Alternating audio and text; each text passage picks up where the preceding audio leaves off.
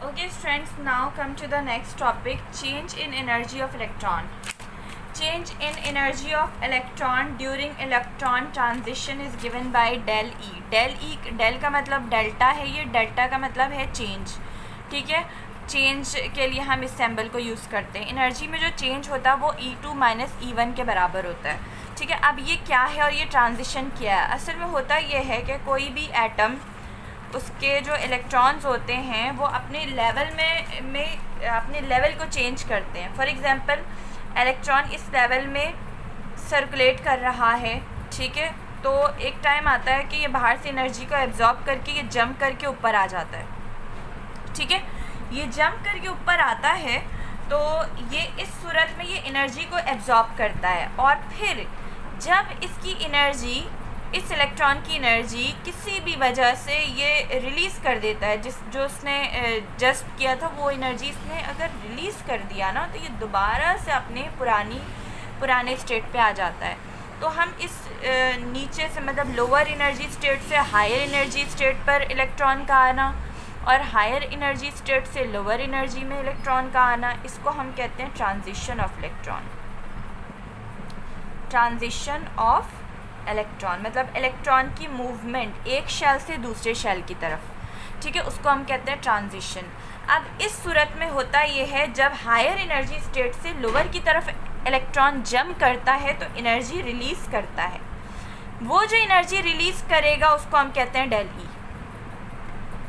ठीक है, और ये डेल ई बराबर होता है ये जो E2 है, ठीक है, माइनस E1 के. ये जो E2 है ये एनर्जी, इस इलेक्ट्रॉन की एनर्जी की बात हो रही है, और E1 जो है वो इस एनर्जी की बात हो रही है. ठीक है, E2 माइनस E1 के बराबर होता है. ये जो डिफरेंस होता है वो एनर्जी का वो इतना होता है, और उसको हम कहते हैं डेल ई.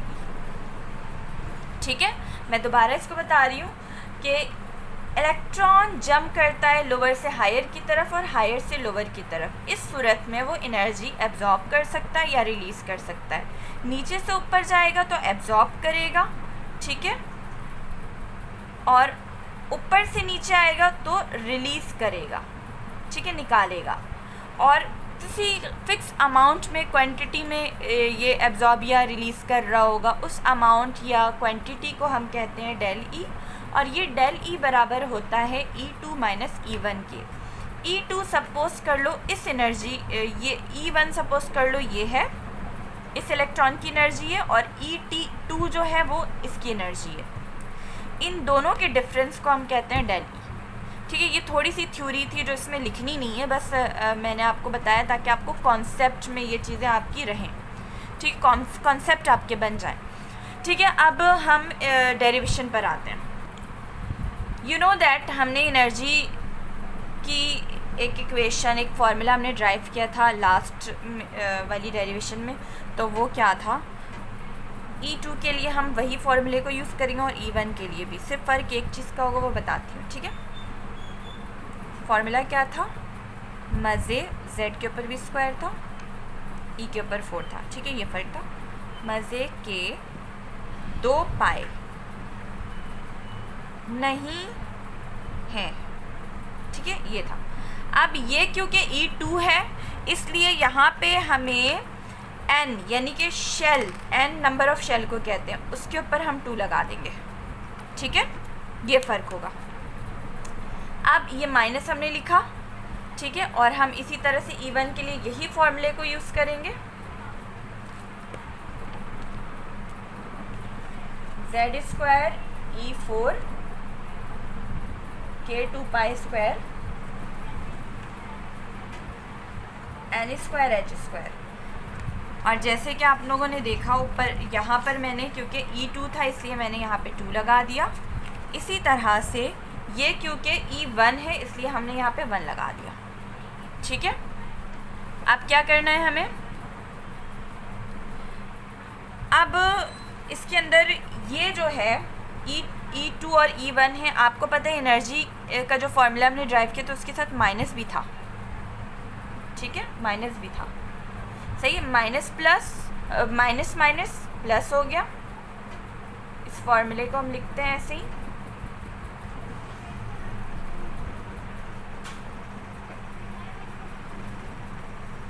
ठीक है, और ये माइनस ऐसे ही रहेगा।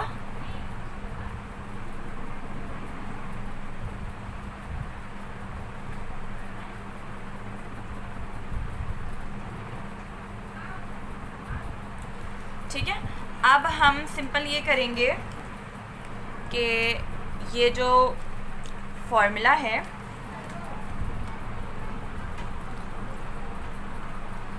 हम ये करेंगे कि ये जो माइनस वाला है इसको हम इधर ले आएंगे और इस प्लस वाले को इधर ले आएंगे। ठीक है, सिंपल ये चीज़ करनी है हमें। ठीक है, तो इस प्लस वाले को हम यहाँ लेकर आते हैं, तो ये प्लस के साइन को ना भी लिखे तो मसला नहीं है, सेम वही चीज़ें रहेंगी, बस इस स्टेप में थोड़ी थोड़ी चेंजिंग हो रही है। n स्क्वायर ये 1 रहेगा, h स्क्वायर, और ये माइनस वाले को इधर ला रहे हैं तो ये माइनस का हो जाएगा।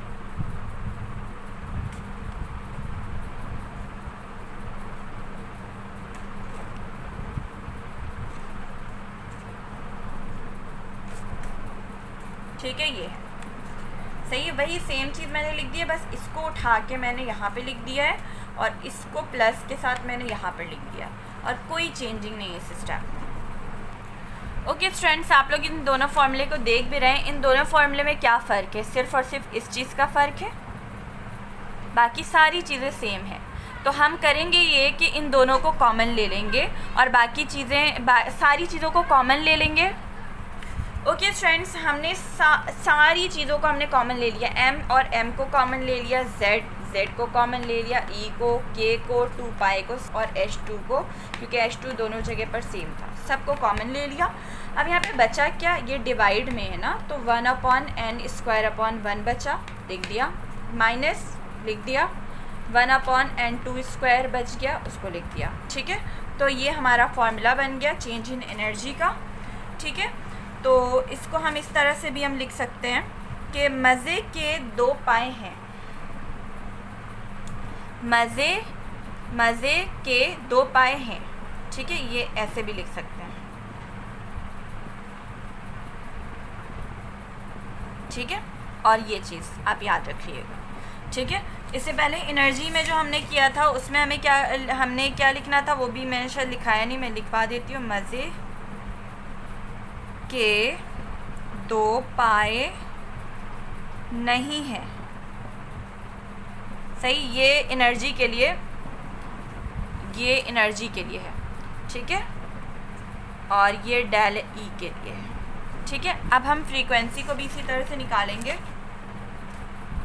सिंपल हमें करना क्या है फ्रीक्वेंसी के लिए, सबसे पहले फ्रीक्वेंसी के लिए आप यहीं से मैं स्टार्ट कर देती हूँ। Frequency of electron, sorry frequency radiation की होती है, फ्रीक्वेंसी ऑफ रेडिएशन। ठीक है, तो फ्रीक्वेंसी के लिए आप सबसे पहले ये लिखेंगे कि अकॉर्डिंग टू प्लैंक्स क्वांटम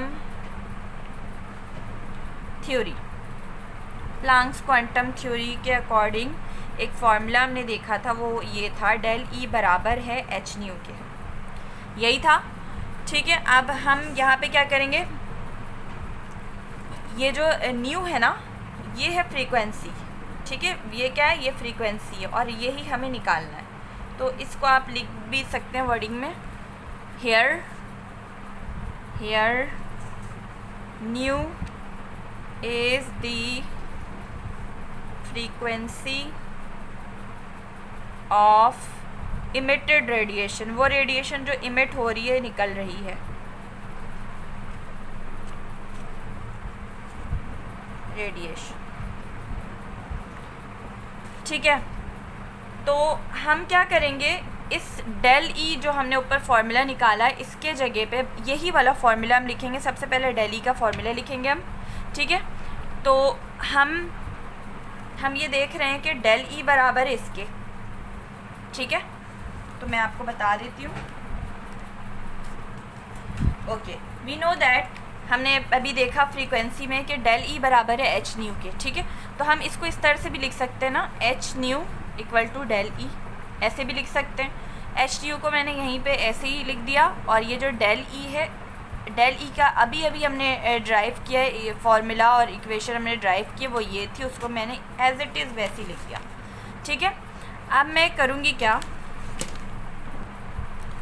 इसमें हमें ये निकालना है, तो इसका क्या काम, इसका तो कोई काम नहीं है, तो मैं इस h को लेकर इधर आ जाऊँगी और इसके साथ मल्टीप्लाई कर दूँगी। ठीक है, अब ऊपर कुछ भी नहीं करना है हमें, बिल्कुल वैसे ही लिखना है एज इट इज़ जैसे लिखा हुआ है, कुछ करने की ज़रूरत नहीं। ठीक है,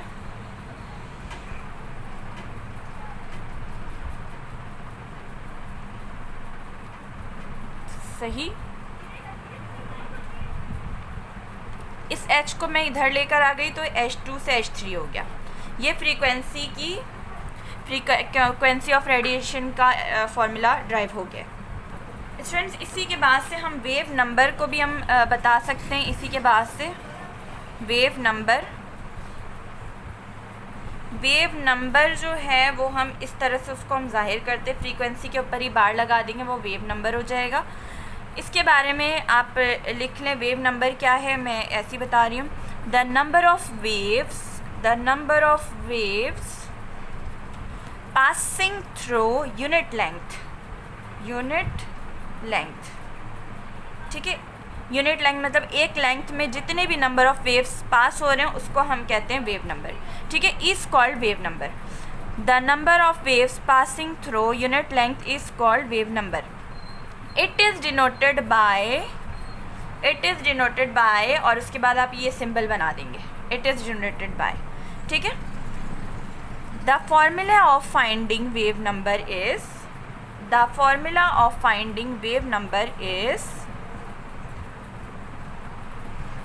वेव नंबर को फाइंड आउट करने का फॉर्मूला है ये। ठीक है, ये इस फॉर्मूले में वेव नंबर आ रहा है। हेयर, इसमें आगे लिखेंगे here c is speed of light.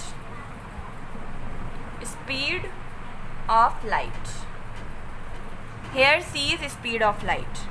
ठीक है, अब दोबारा ये लिखने के बाद अब हम इसके बाद क्या करेंगे, फ्रीक्वेंसी वाली इक्वेशन को लिखेंगे। अभी मेरे पास ऊपर लिखी हुई है तो मैं इसको ही यूज़ करूँगी। ठीक है, तो ये जो ऊपर है, इसके बाद आपने ये फ्रीक्वेंसी वाली जो ड्राइव्ड इक्वेशन है उसको लिख दिया आपने।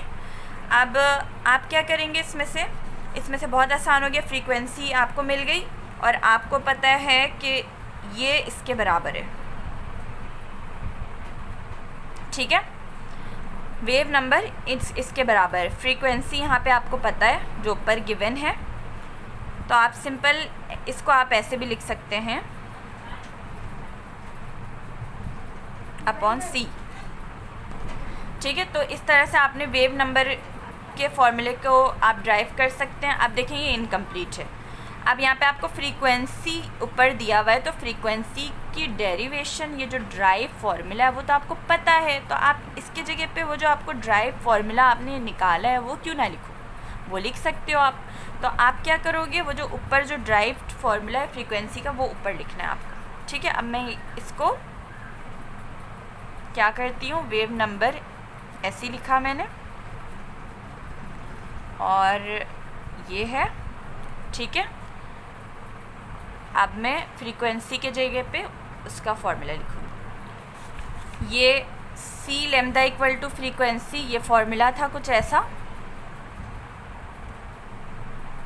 सही है। तो आपने क्या किया, फ्रीक्वेंसी के जगह पे फ्रीक्वेंसी वाला फॉर्मूला लिखा। अब ये c लैम्डा बार यानी कि वेव नंबर, यहाँ पे हमें ये वेव नंबर चाहिए। ठीक है, हम क्या करेंगे, इस c को उठाकर हम यहाँ लिख देंगे। ठीक है, सिंपल। अब हमारे पास वेव नंबर आ गया, बहुत आसान है। बस सेम वही फार्मूला यूज़ होगा जो ऊपर हमने ड्राइव किया और थोड़ी थोड़ी चेंजिंग। देखें, सिर्फ हमने ये फार्मूला बस दिमाग में रखा है। ठीक है, वेव नंबर के लिए, और उसके बाद c को बस उठाकर यहाँ पे लिख दिया, हो गया वेव नंबर।